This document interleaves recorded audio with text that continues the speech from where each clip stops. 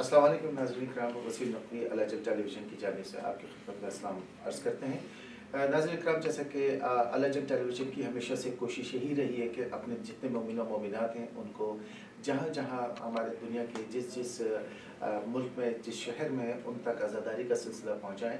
और यही नहीं बल्कि करबला हो या शाम की आज़ादारी हो या टोरंटो पाकिस्तान, दुनिया भर में जहाँ जहाँ आज़ादारी का सिलसिला है वो हम आप तक पहुँचाने की कोशिश करते हैं। और इस सिलसिले में जो हमारे कम्युनिटी के अंदर जिन लोगों की खिदमत सरअंजाम देते हैं उन तक भी हम लेकर आते हैं, आप तक उनके ख़यालात उनके इज़हारात पहुँचाते हैं। हमारी इस आज़ादारी को फ़रोग़ देने में जो आज तो मीडिया के दौर है, डिजिटल दौर है, आप देख रहे हैं, लेकिन अगर माजी में देखा जाए तो माजी में ये प्रिंटेड मीडियाज़ के थ्रू और सीना बसीना सिलसिला चलता था, जिसमें लोगों की बहुत खिदमत इसमें सरअंजाम दी है। जैसे कि आप देखें मीर अनीस मीर के मरसी है, जो आज तक, और मैं समझता हूँ कि रहती दुनिया तक उसको पढ़ा जाएगा, उसको सुना जाएगा। और ये एक वो शमाए दिल में रोशन करती थी मुहब्बे अहले बैत के लिए कि बेसख्ता आँखों में आंसू आना, और उसी से एक इरादे लोगों के मजबूत होते थे और इसी आज़ादारी को फ़रोग़ मिलता था। बहुत बड़ा नाम है, बहुत हमारे उलमाओं ने खिदमत की है, बहुत शोराओं ने खिदमत की है। लेकिन आज हम टोरंटो जिस जगह बैठे हैं, अल अजल टेलीविज़न के स्टूडियो में, हमारी खुशनसीबी है कि मीर अनीस मीर साहब के ख़ानदान के चश्मेज़ादा जनाब खानज़ादा जनाब शहाब काज़मी साहब हमारे साथ मौजूद हैं, और हम इनसे बातचीत करेंगे और इनसे पूछेंगे, जो कि कई किताबों के मुसन्निफ़ भी हैं। बहुत इनकी खिदमत है और इनकी अल्लाह ताला इनकी सेहत में और इनकी ज़िंदगी में सेहत के साथ इजाफ़ा करे। ये हमारे असासा हैं। हम चाहते हैं कि हम इनसे बात करें और आपकी भी बात करवाएं।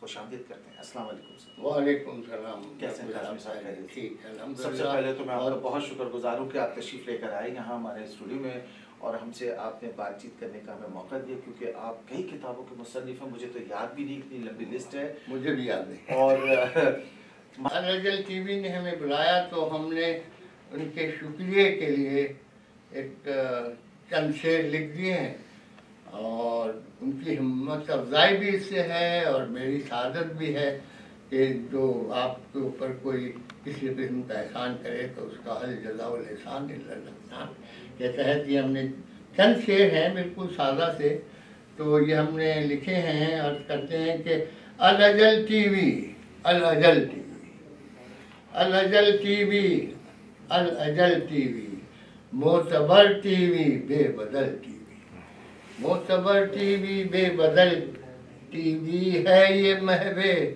फरोगे कार-ए-अज़ा, इसको कहिए शहे मिलल टीवी, है ये महवे फरोगे कार-ए-अज़ा, इसको कहिए शहे मिलल टीवी, और इसकी मकबूलियत का है एजाज, सब यही देखें आजकल टीवी, मिसिसागा के हैं यही खुर्शीद, जिनकी काविश का है ये फल टीवी, जिनको सुनते हैं उनको देखें भी, जिनको सुनते हैं उनको देखें भी, मसला ये करेगा हल टीवी, और अहले खाना के साथ भी देखें, ये नहीं कोई मुब्तज़ल टीवी, अहले खाना के साथ भी देखें, ये नहीं कोई मुब्तज़ल टीवी, आओ खैरुल अमल की समत आओ, आओ खैरुल अमल की समत आओ, दे गए दावते अमल टीवी, और ऐसे देखें कि नश्र इस पे हो, काश नश्र इस पे हो आमदे कायम, सब ये देखें हर एक पल टीवी, यूं तो हैं यहाँ कंवल पुराने भी, यूं तो हैं यहाँ कंवल पुराने भी, ये खिला है नया कंवल टीवी, यूं तो है यहाँ कंवल पुराने भी,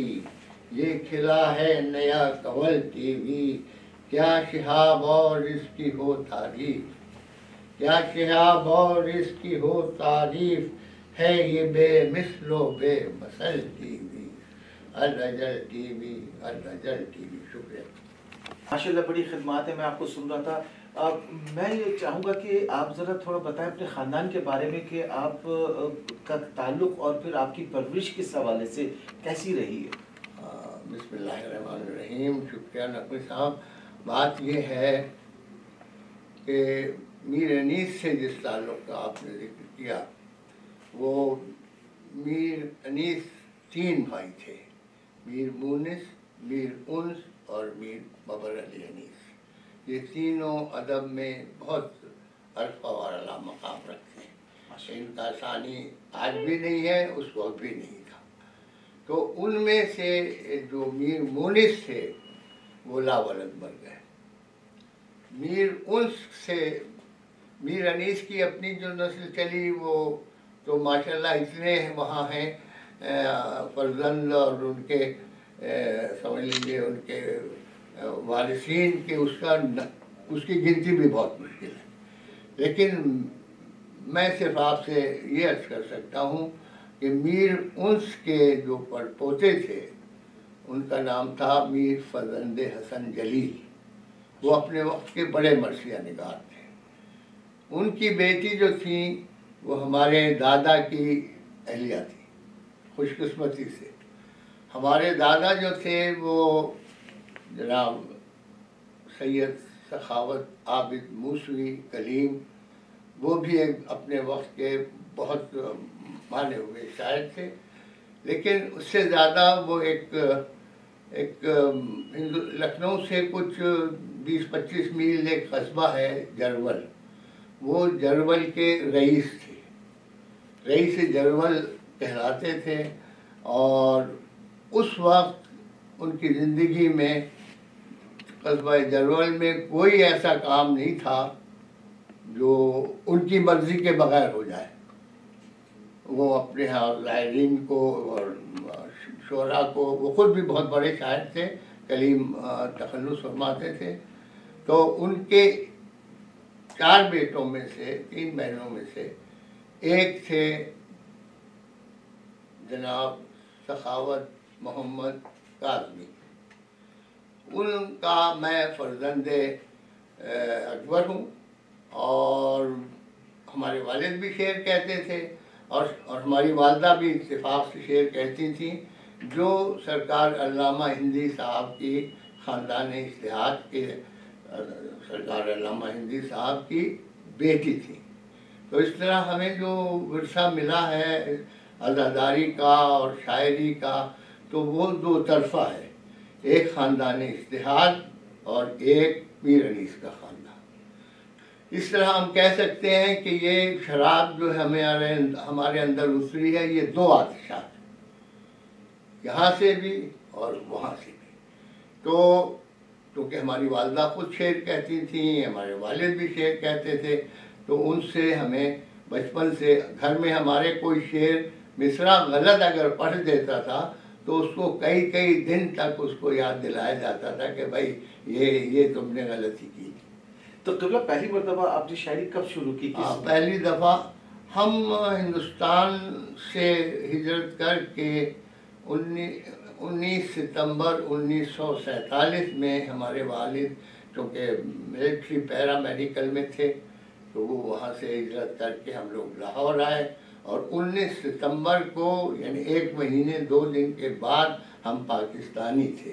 ہندوستان کو ہم نے خیر آباد کہہ دیا. تو پہل ہم لوگ لاہور میں رہے، کیونکہ وہ سرکاری اس میں ملازمت میں تھے تو ان کا ٹرانسفر وہاں سے سیالکوٹ ہو گیا.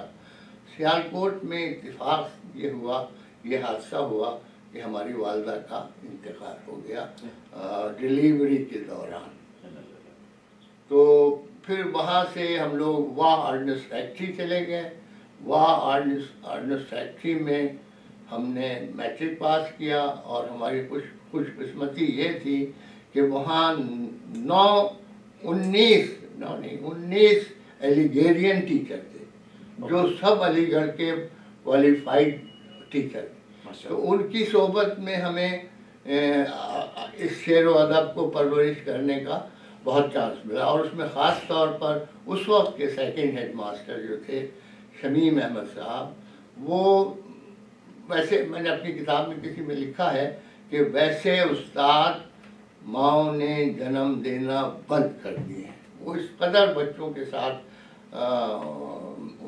خلوص اور محبت سے ڈانٹ ڈپٹ بھی کرتے تھے، بہت سے وہ ملتے تھے. اور انہوں نے ہمیں پہلی دفعہ، کیونکہ جب وہ پنجاب کا علاقہ ہے اور وہاں اردو بولنے والے طالب علم جو تھے وہ کم تھے، تو انہوں نے جب ہماری صلاحیت کو دیکھا، ہماری زبان کو دیکھا، تو انہوں نے کہا کہ بھائی ہم یہاں ایک بزم ادب بنا رہے ہیں، تم کو اس کا جنرل سیکرٹری بنا دیں. ماشاء اللہ. پھر اس وقت ہمارا 6 میں پڑھتے تھے، اس وقت ہمارا معیار تو اتنا نہیں تھا کہ وہ، لیکن وہ ہماری زبان کو پھر وہ بزم ادب قائم ہوئی، اور اس میں پھر ہم نے جنرل سیکرٹری کا عہدہ سنبھالا. پھر تقاریر جو ہیں شروع ہوئیں، پھر بین اسکول جو تھا وہ اس کے مقابلے ہوئے، اور اس طرح انہوں نے ہمیں اس دریائے ادب میں دھکیل دیا گویا. ماشاء اللہ. اچھا، غزلوں کے آپ کے 4 مجموعے ہیں ماشاء اللہ، تو آپ نے پہلے غزلوں کے مجموعے کی طرف راغب ہوئے تھے یا مرثیے کی طرف؟ نہیں، ہم پہلے، کیونکہ وہ دور ایسا تھا کہ شیعت کو کوئی فروغ نہیں تھا اس میں. بالکل. اور ہمارے والد غزلیں کہتے تھے، تو ہم نے غزلوں سے شروع کیا. اچھا، پھر جب ہم نے میٹرک پاس کر لیا وہ آرڈننس فیکٹری سے، تو ہم کراچی آ گئے. کراچی میں آ کے ہمیں فل فلیج جس کو کہیے ادبی ماحول ملا. تو ہم شروع سے ہمارے ذہن میں ایک غالب کی بڑائی کا تصور تھا. غالب کی بڑائی کے تصور نے ہمیں شعر و ادب کی طرف اور مائل کیا، اتنا مائل کیا کہ ہم نے پہلی غزل جو کہی تھی وہ 58 میں کہی تھی، اور 58 سے پھر ہم جب کراچی آ گئے تو یہاں ہماری تعلیم جاری رہی.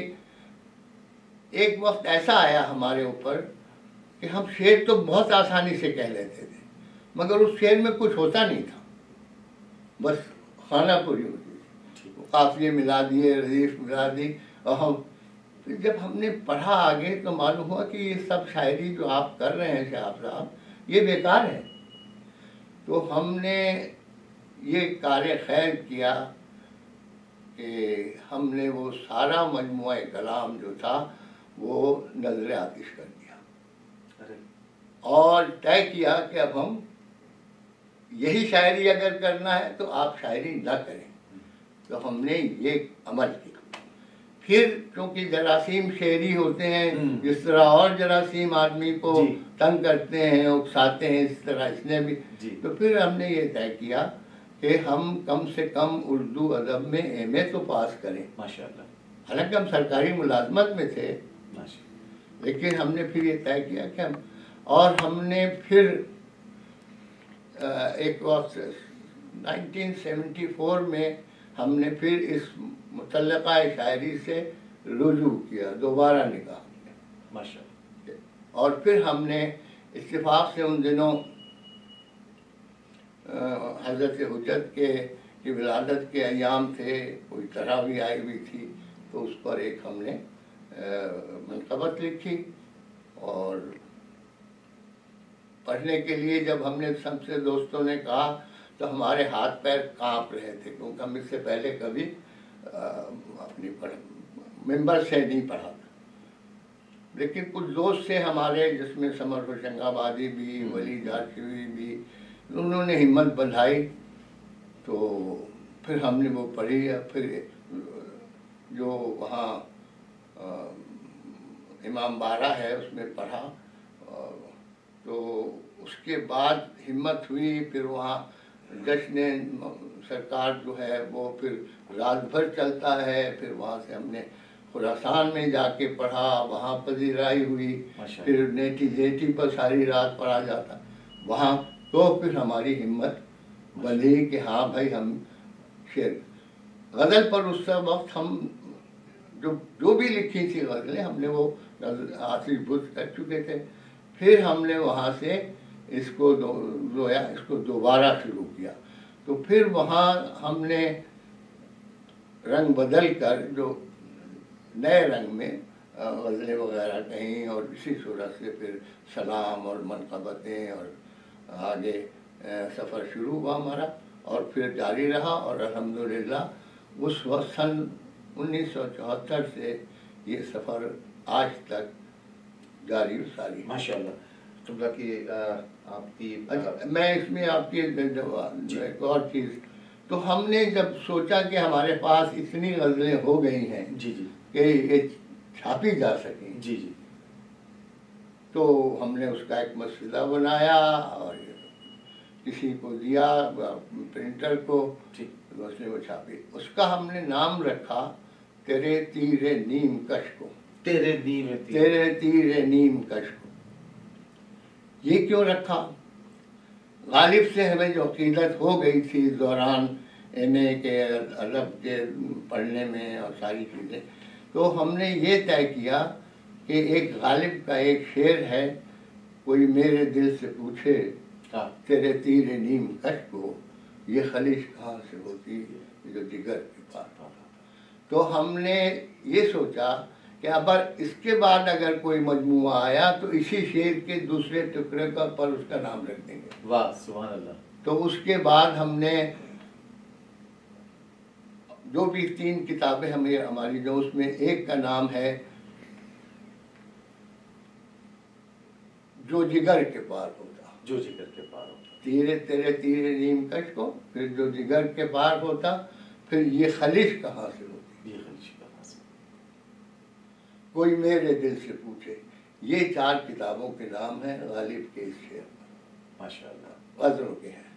پھر ہم نے سوچا کہ ہم اس دوران میں ہماری منقبتوں وغیرہ کی وہ بھی شروع ہوئی، تحریک اور مواد جمع ہوتا گیا، تو اب چونکہ وہ اس کا مذہب شیعہ سے تعلق تھا، تو ہم نے انیس کی ایک بیت ہے کہ جب تک یہ چمک مہر کے پرتو سے نہ جائے، اقلیم سخن میری قلمرو سے نہ جائے۔ کیا بات، انیس کی مارکت الارا بیت ہے۔ تو ہم نے پہلی کتاب کا نام رکھا میری قلم رو سے، قصائد اور اس کی منقبتوں کی اور نعتوں کی کتاب تھی، اس کا نام تھا میری قلم رو۔ اس کے بعد جب تک یہ چمک، اس کے بعد ایک اور کتاب ہم اس میں سے لینا چاہتے تھے، مگر وہ ایک اور دوست تھے، انہوں نے اس کتاب کا نام رکھ لیا میری قلم رو سے، تو نہیں انہوں نے رکھا، اسی طرح کوئی نام رکھ لیا، تو ہمیں میری قلم رو سے تو ہم چھاپ ہی چکے تھے۔ اور یہ ہماری 3 کتابیں ہمارے لیے خوش قسمتی ہے کہ دنیا ادب کی سب سے پرانی انجمن ہے انجمن ترقی اردو ہند، ماشاء اللہ، جس کو مولانا عبدالحق صاحب نے جی قائم کیا تھا۔ تو انہوں نے ہماری 3 کتابیں شائع کی وہاں سے، انڈیا ہمیں جانا پڑا، انڈیا سے، اور اس میں اچھا جیسا کہ قطع کلامی معاف کرتا ہوں، جیسا کہ ہم نے دیکھا کہ آپ کے ماشاءاللہ یہاں کینیڈا میں جب آپ آئے تو آپ نے بہت سارے کلام پڑھے، آپ نے اپنی منقبت بھی پڑھی، آپ نے اس میں اور کافی لوگوں سے آپ نے عطا بھی کیے۔ آپ کے کلام میں نے دیکھا، جیسے راجہ صاحب نے پڑھا، بہت ہی خوبصورت کلام تھا، آج بھی وہ پڑھ رہے تھے۔ تو آپ سمجھتے کہ مرثی کے اوپر بھی اس وقت ہمیں مزید کام کرنے کی ضرورت ہے، حالانکہ میر انیس صاحب کا اتنا بڑا خزانہ ہمیں وہ دے گئے کہ میرے خیال میں کہ اب اس سے پوری طرح مستفید اگر ہو جائے تو کافی ہے۔ اس میں مسئلہ یہ ہے کہ مرثیے کو اصل میں موجد چاہیے، کیوریٹر نہیں چاہیے، کریٹر چاہیے۔ ہمارے ہاں جو کام ہو رہا ہے وہ مراثی جو پرانے زمانے کے گزر چکے ہیں، صرف ان کو محفوظ کرنے کا اور ان کو آگے بڑھانے کا ایک سلسلہ جاری ہے، جو وہ بھی بہت مستحسن ہے اور ہونا بھی چاہیے۔ لیکن اس وقت کے جو مرثیہ نگار ہیں، جو پاکستان بننے کے بعد کے، ہندوستان میں تو بہت تھوڑے رہ گئے، مگر یہاں جو مرثیہ نگار ہیں، ان لوگوں کے مراثی کو ان کی ہمت افزائی کرنی چاہیے کہ وہ نئے مراثی لکھیں، کیونکہ ہم جیسے یعنی گڑے ہوئے مردے آثار قدیمہ تو ہم نکال رہے ہیں جی، لیکن ہم کوئی چیز کریٹ کر کے سامنے نہیں لا رہے ہیں. تو اور ہم سے کسی نے کہا کہ مرثیہ لکھو، تو ہم نے کہا کہ ہم مرثیہ کیا لکھیں گے، اتنے ہزاروں مرثیے لوگوں نے کہہ دیے ہیں اور اس میں ہم کیا اضافہ کر سکتے ہیں. تو پھر ہمارے ایک مربی تھے نفیس فتح پوری، اللہ ان کی روح کو جنت نصیب کرے اور ان کو آرام سے رکھے. تو انہوں نے ہم سے کہا کہ تم مرثیہ لکھو، تمہیں صلاحیت ہے، تم لکھ سکتے ہو. تو ان کے اصرار پر ہم نے پہلا مرثیہ لکھا جس کا نام تھا زمین کی زبانی. یعنی جتنے مرثیے ہوتے تھے وہ ہم نے یہ سوچا اس مرثیے کو لکھتے وقت کہ ہمیں شہادت کربلا کا، واقعات کربلا کا کون ایسا شاہد ہے جو ہر جگہ موجود ہے. آسمان ہے تو خیموں میں نہیں ہے، پردوں میں. دریا ہیں، زمین، اور تو ہم نے یہ سوچا کہ زمین اس وقت کی کربلا کی جو تھی اس سے بڑا کوئی، اس پہ خیموں کی واردات بھی اس نے دیکھی، اس نے دریا کے کنارے کی واردات بھی دیکھی ہے، اس نے لاشیں جناب علی اکبر کو اپنے اوپر گرتا بھی دیکھا ہے، حضرت عباس کے شانے قلم ہو کے اس پہ گرے ہیں، امام حسین بیٹے کی لاش پر پہنچنے کے لیے گھٹنوں چلے ہیں. تو زمین سے بڑا ہمیں کوئی ایسا گواہ نہیں ملا کہ جو ہمیں جس سے ہم ہر واقعہ منسوب کر سکیں. تو ہم نے اس مرثیے کا نام رکھا زمین کی زبانی، اور جو کچھ ہے ہمارے اس مرثیے میں وہ ہم نے زمین سے پوچھ کے وہ ہمیں بتاتی گئی اور ہم لکھتے گئے. تو وہ پہلا مرثیہ ہمارا. پھر ہم نے وہ مرثیہ شاہ خراسان میں جو مرثیوں کی مجلس ہوتی تھی، پہلی دفعہ وہ سن 85 میں اسے ہم نے پڑھا. اس کے بعد آپ کو پتہ ہے جب ہمت دوست بندھاتے ہیں اور ماحول اجازت دیتا ہے، سراہتے ہیں لوگ، کچھ تنقید کرتے ہیں، کچھ بغیر تنقید کے اگر کوئی سمجھے کہ کوئی فن آگے بڑھ جائے تو ناممکن ہے. حالانکہ ایک پی گرے ایک بہت بڑا مصنف ہے امریکن، اس نے لکھا ہے کہ تخلیق کی ایک سطر جو ہے اس پر لکھی ہوئی پوری کتاب اس کی وہ اہمیت نہیں جو اس تخلیق کی ہے. وہ ایک سطر جو ہے اس کے اوپر.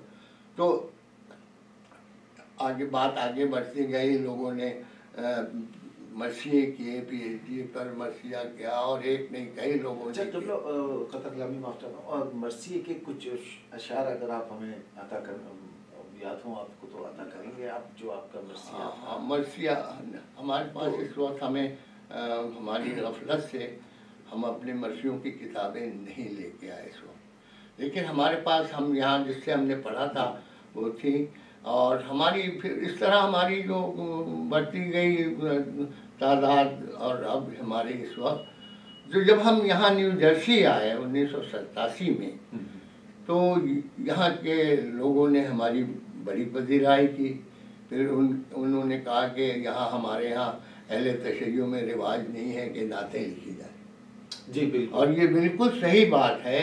انہوں نے یہ محسوس کیا اور انہوں نے ہم سے کہا کہ صاحب بھائی ہم ایک نعتوں کا مجموعہ شائع کرنا چاہتے ہیں جو امریکہ، کینیڈا سب کے شعراء جو ہے ان سے کوئی طرحی کلام کہلوا کے اس میں شائع کیا جائے اور آپ اس کے مدیر ہو جائیں. میرے لیے تو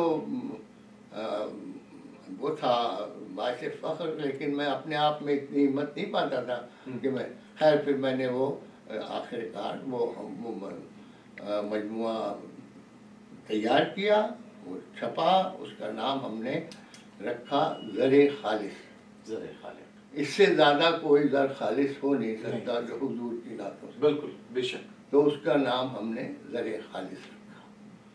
پھر ہمارا وہ جو سلسلہ ہے وہ چلتا رہا. آپ کچھ اور پوچھنا چاہیں؟ جی اچھا، یہ جو نعتوں کا سلسلہ آپ نے لکھا اور ظاہر ہے کہ اس کی کتاب بھی آئی، آپ نے قصیدے کے مجموعے کے اوپر میں چاہ رہا تھا آپ سے ذرا پوچھوں. ہاں قصیدہ بات یہ ہے کہ میں ایک دفعہ کراچی گیا تو وہاں ایک آپ کی طرح ایک ٹی وی نے میرا انٹرویو لیا. قصیدہ ایک فرسودہ رد کی ہوئی صنف ہے. یہ ایک زمانے میں اتنی مقبول تھی کہ اس شعراء کا معیار سخن قصیدے سے پرکھا جاتا تھا، اور کوئی چیز غزلوں سے اور کسی چیز سے نہیں. قصیدہ اس نے کیا قصیدہ لکھا.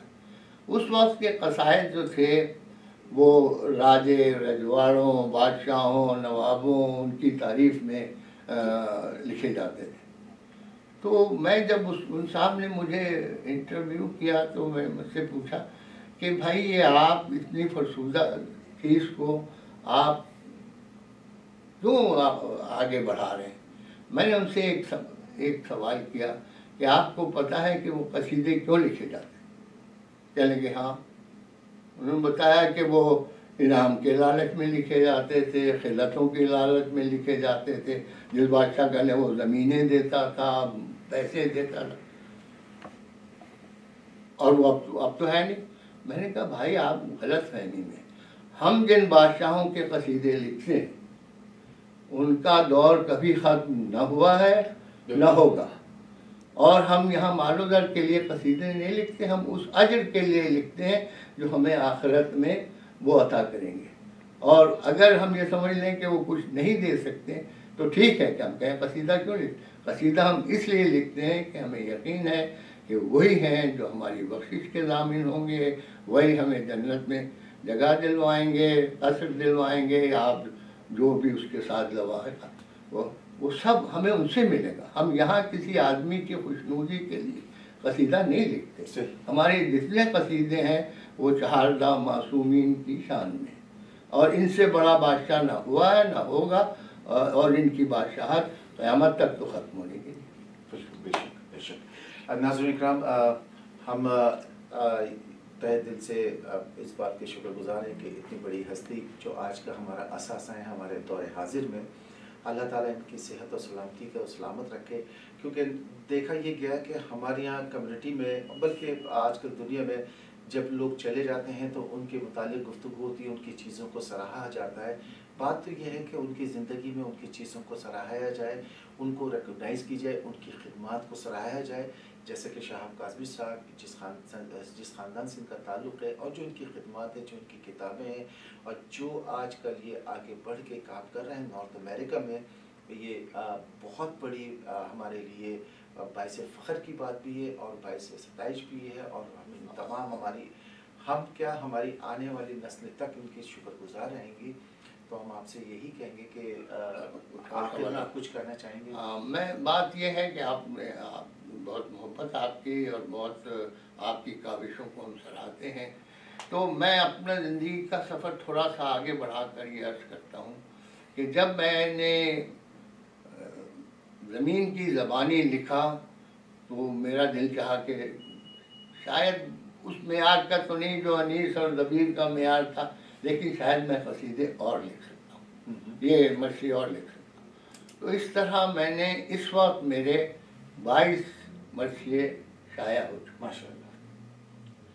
پہلی کتاب جو تھی مرثیوں کی، وہ جیسا میں نے عرض کیا کہ میری قلم رو سے، اس طرح میں نے اس کا نام رکھا تھا مہر کے پرتو سے، اور اس میں اس وقت تک 9 مرثیے ہمارے. اور مرثیے میں جو لکھتا ہوں وہ آج کل کے رواج کے مطابق نہیں لکھتا، بلکہ میں جو مرثیے لکھتا ہوں وہ انیس کی تاسی میں لکھتا ہوں. جیسے ان کے ہاں سارے لوازم مرثیے میں ہوتے تھے، سب وہ لوازم میرے مرثیے میں ہوتے ہیں، بلکہ آج کل کے تقاضوں کے مطابق میں نے اس میں ایک اور چیز کا اضافہ کر دیا ہے، وہ ہے عنوان، جس پر یہ سارے آج کل، اور آج کل کے مرثیے 70-75 بن کے ہوتے ہیں زیادہ سے زیادہ ہی. لیکن میرے مرثیے عموماً 163, 150, 125, 130، کیونکہ میں جب مرثیہ روکتا ہوں لکھنا جب مجھے معلوم ہوتا ہے کہ میں نے اپنے مضمون کا حق ادا کر دیا اور آئندہ جو کچھ کہنا وہ کسی اگلے مرثیے میں کہوں. تو اس طرح میں نے اس سفر کو جاری رکھا. تو اب اس وقت میرے 3 کتابیں جو ہیں وہ مرثیوں کی شائع ہو چکی ہیں اور ان کے نام بھی میر انیس کے بیت سے لیے ہیں. ماشاءاللہ. تو ایک کا نام ہے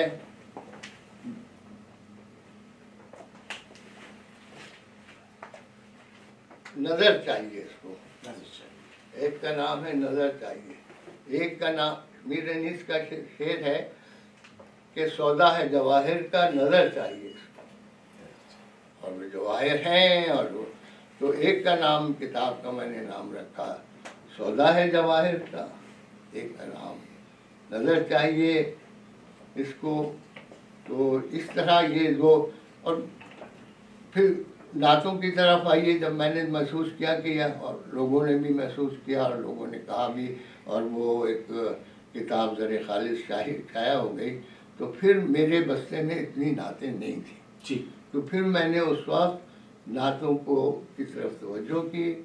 اور اب نعتوں میں چونکہ غزلیہ انداز ہوتا ہے تو میں نے وہ غالب کی طرف نظر کی.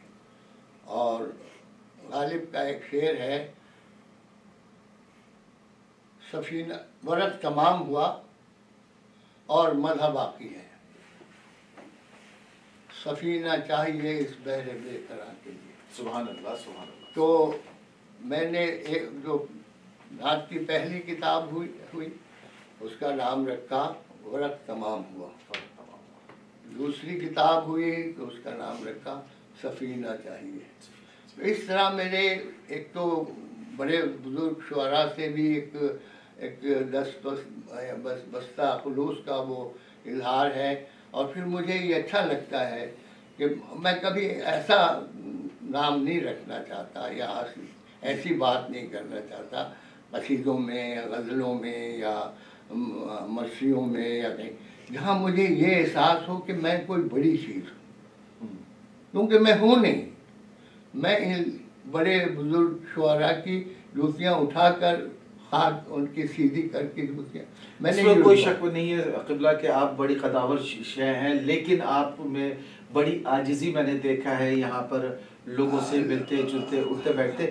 قبلہ ہمارے پاس دامن وقت میں گنجائش بالکل ختم ہو چکی ہے.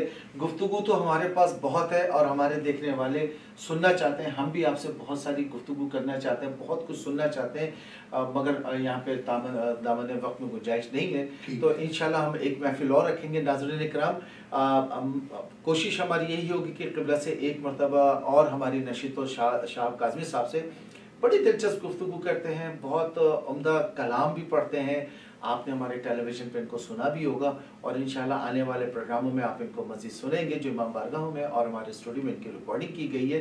مگر ہم یہی کہتے ہیں کہ جو لوگ ہمارے درمیان ہیں، ہم ان کی اہمیت کو، ان کی قدر کو سمجھیں اور ان کے لیے دعائیں کریں اور ان سے وہ چیزیں سیکھیں جو آج ہمارے ساتھ نہیں ہے، جن چیزوں کا گیپ آ چکا ہے. ڈیجیٹل کا زمانہ ہے. لوگ اب سامنے بیٹھ کے سننے کے بجائے لوگ کوشش کرتے ہیں کہ ٹک ٹاک کے اوپر یا یوٹیوب پہ جا کے سنیں. مگر یہ ادب کا جو سلسلہ ہے یہ ہمارے درمیان اسی طور پہ قائم و دائم رہے گا جب ہم ان کے گرد و نواح میں رہیں گے. صرف آپ کی بات میں میں ایک بات کا اضافہ کرنا چاہوں گا. ذرا سی دیر ہے، 1 منٹ بھی نہیں لگے گا. کہ جب ہم یہاں آ گئے اور وہ کتابیں شائع ہو گئیں تو ایک ہمارے دوست ہوا کرتے تھے جوہر میر، نیو یارک سے عوام اخبار نکالتے تھے. انہوں نے ہم سے کہا کہ شہاب صاحب آپ نظم تو لکھتے ہیں، کچھ نثر بھی لکھی ہمارے لیے. تو ہم نے ان کے لیے ایک ہفتہ وار کالم لکھنا شروع کیا جس کا نام تھا انشائیہ. تو انشائیے لکھنے شروع کیے. پھر اب جب تو ہم نے ان کے لیے کوئی 26-27 انشائیہ نثر میں لکھے اور وہ ہر ہفتے اخبار میں شائع ہوتے تھے عوام میں. اس کے ساتھ ساتھ ہمیں لوگوں پر تبصرے اور یہ وہ، پھر نثر سے ہمیں خاص رغبت بھی تھی. تو ہم نے پھر اپنی ساری جو نثر تھی اس کو ہم نے لوگوں کے اصرار پر جمع کیا اور اسے شائع کیا. اور اس کا ہم نے نام رکھا انیس کے مصرے سے، نمک خان فصاحت ہے نمک خان فصاحت ہے تکلم میرا، تو وہ ہماری کتاب نمک خان تکلم کے اعتبار سے وہ بھی شائع ہو چکی ہے، اور اس میں ہم یہ کوشش کرتے ہیں کہ ہم جو بات لکھیں اس سے پڑھنے والے کو فائدہ ہو، تفنن طبع کے لیے نہیں۔ ہم مشتاق یوسفی کی طرح بھی ہم مزاحیہ لیکن ہم چاہتے ہیں کہ ہم جو بھی لکھیں اس سے اگر ایک رتی بھر بھی ہمارے قاری کو فائدہ ہو تو اس میں ہم نے ادب سے گفتگو کی ہے، ساری جو بھی ہماری گفتگو ہے اس میں ہمارا نظریہ یہی ہے کہ ہم سے دوسروں کو فائدہ پہنچے۔ بہت شکریہ آپ کا نقوی صاحب، اور الاجل ٹی وی کا شکریہ کہ انہوں نے مجھے یہ شرف بخشا کہ میں یہاں حاضر ہوں اور انٹرویو آپ کو دوں، اور یہ اس کے لیے یقیناً جیسا آپ نے کہا کہ کئی نشستوں کی ضرورت ہے، مگر یہ ہے کہ میرا خیال اس بات سے میرا مدعا تکمیل تک پہنچتا ہے کہ میں جو اپنے بارے میں بتا سکتا تھا بالکل، اور ہم یہیں پر ہی ابھی نہیں تھمیں گے، انشاءاللہ آپ سے کچھ اور گفتگو جاری رہے گی ہماری، چونکہ آپ قائم پذیر ہیں اس وقت مشیگن نارتھ امریکہ یعنی امریکہ میں ہے، اور کینیڈا آپ کی آمد و رفت رہتی ہے، اور انشاءاللہ ہم چاہیں گے کہ ہم اپنی کینیڈا کو بہت مس کرتے ہیں، ہم اپنی محفل جو ہے وہ آپ سے سجائے رکھیں، اور آپ کے لیے بہت تہہ دل سے دعا گو ہیں۔ سامعین کرام، انشاءاللہ اگلے ہفتے پھر ایک نئی نشست میں آپ کے سامنے حاضر ہوں گے۔ شہاب کاظمی صاحب کا ہم تہہ دل سے شکر گزار ہیں، خوش آمدید بھی کہتے ہیں کینیڈا میں، اور اب ان کی چونکہ روانگی کے دن قریب ہیں تو اس سے جانے سے پہلے ان سے 2 نشست اور کریں گے۔ مجھے وسیم نقوی کو یہاں اجازت دیجیے، انشاءاللہ اگلے پروگرام تک کے لیے خدا حافظ۔ بہت شکریہ۔ کتنی دیر کا وقت بتائیے؟